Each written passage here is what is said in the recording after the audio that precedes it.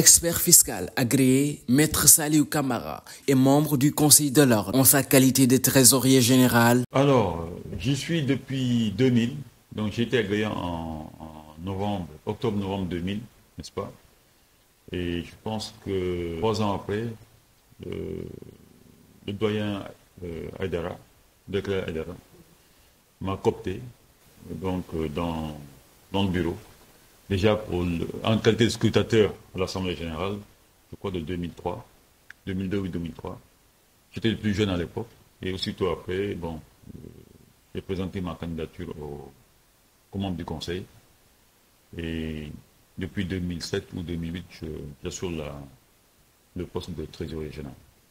Le trésorier général de l'ONES n'a pas manqué de lister leurs acquis considérables durant ces 10 dernières années. Quand on connaissait l'ordre à l'époque, n'est-ce pas, et l'ordre qu'on a aujourd'hui depuis quand même une dizaine d'années, on sent qu'il y a eu de fortes évolutions, des évolutions positives, hein, dans le bon sens, parce que chaque président qui arrive vient avec son programme, ses ambitions, les décline, et l'Assemblée lui fait confiance, donc il est élu.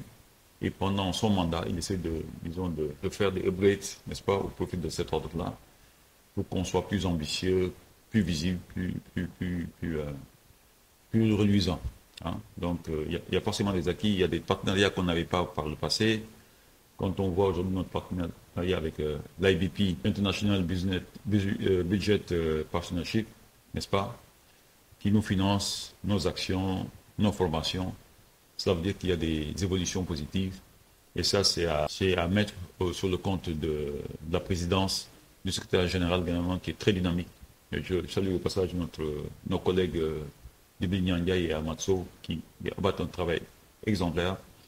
Le secrétaire permanent également, Sirekam, n'est-ce pas, qui est à l'œuvre quotidiennement aux côtés du président, du secrétaire général, et dont nous saluons l'œuvre également et le travail qu'ils accomplissent. Toutefois, beaucoup de défis restent à relever, dont le respect de cette institution et l'exercice illégal de fonctions. C'est le défi du respect de cette institution-là.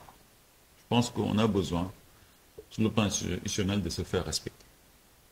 C'est-à-dire, on est les auxiliaires de justice, n'est-ce pas, à l'image des avocats, à l'image des autres corporations, on a besoin d'une certaine reconnaissance, n'est-ce pas, du public, de nos partenaires, n'est-ce pas, et des institutions administratives de ces pays-là. Parce que nous avons une tâche à accomplir en tant qu'auxiliaire de justice auprès du ministère de la Justice, mais également auprès des entités juridiques, des entités privées ou publiques, n'est-ce pas, qui font appel à nos services et qui ont besoin donc de cet accompagnement que nous leur offrons. Donc, on a besoin de faire respecter cet ordre-là parce que c'est un métier qui est réglementé. On est dans des professions réglementées. Et qu'on ne peut pas accepter que des gens se lèvent tout d'un coup pour pouvoir exercer un métier dont ils n'ont pas l'agrément. Donc ça, c'est vraiment le combat que nous essayons de mener, c'est le respect de cette institution-là. Le financement de cette grande institution est essentiellement constitué de la cotisation des membres ainsi que l'appui de certains partenaires. On était à 34 millions en 2022 de recettes, uniquement des cotisations de nos membres. Cette année, on est autour de 60 millions, 63 millions, mais dans lesquels on a une contribution d'une vingtaine de millions de l'IBP, comme je vous ai parlé tout à l'heure, qui nous soutient, n'est-ce pas, dans la formation de nos membres, au niveau en tout cas de la section fiscale, n'est-ce pas. On attend également d'autres partenariats pour les autres sections, n'est-ce pas, qui constituent l'ordre. Et nous en avons besoin. Nous avons besoin de cet accompagnement-là. Mais aujourd'hui, l'essentiel des ressources sont tirées des cotisations des membres. Les experts, les sujets d'expertise, les stagiaires, donc qui composent l'ordre des experts du Sénégal.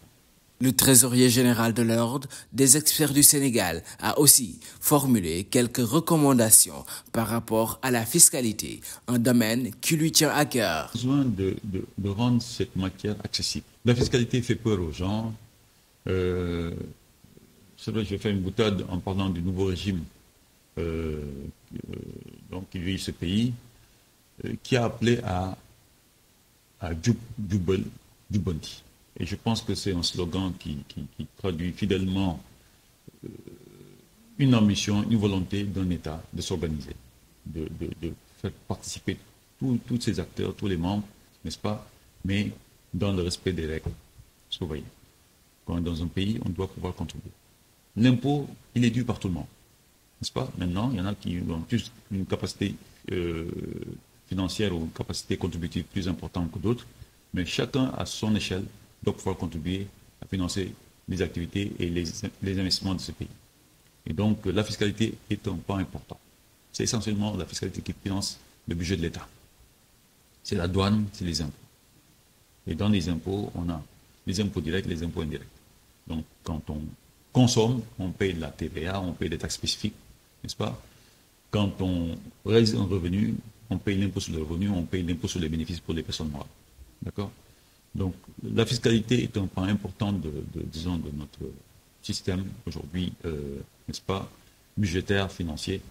Et il faudrait que l'on puisse descendre au niveau des populations, au niveau de toutes les composantes de notre État, pour pouvoir le rendre accessible et que les gens puissent se l'approprier.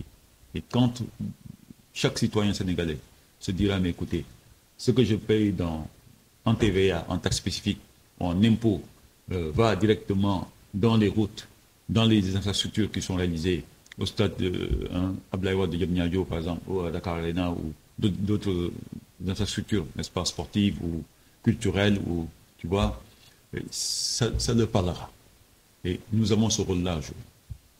N'est-ce pas? Nous avons également un rôle d'accompagnement de l'État, des membres de ces institutions, à travers cette vanne pétrolière et gazière, n'est-ce pas, que nous avons aujourd'hui.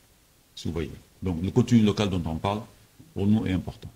Il faudrait que les structures locales sénégalaises, n'est-ce pas, l'expertise locale, puissent être associées dans tous ces projets-là. D'accord? Nous devons nous positionner. D'accord? Nous avons été aux mêmes écoles que toutes les autres institutions internationales. À partir de ce moment-là, nous devons pouvoir nous positionner par rapport à ce marché-là, du pétrole et du gaz, n'est-ce pas, et les services dans ces domaines-là. D'accord? L'expertise est là, elle est avérée, et il faudrait qu'elle serve l'un des intérêts de notre pays. Et donc, nous sommes à la disposition des autorités de ce pays-là pour œuvrer dans ce sens. Et je les appelle à nous consulter, à nous associer à toutes les actions qui sont menées. Je pense que les annonces du président de la République, de son Premier ministre, Ousmane Sonko, sont assez claires par rapport à cela.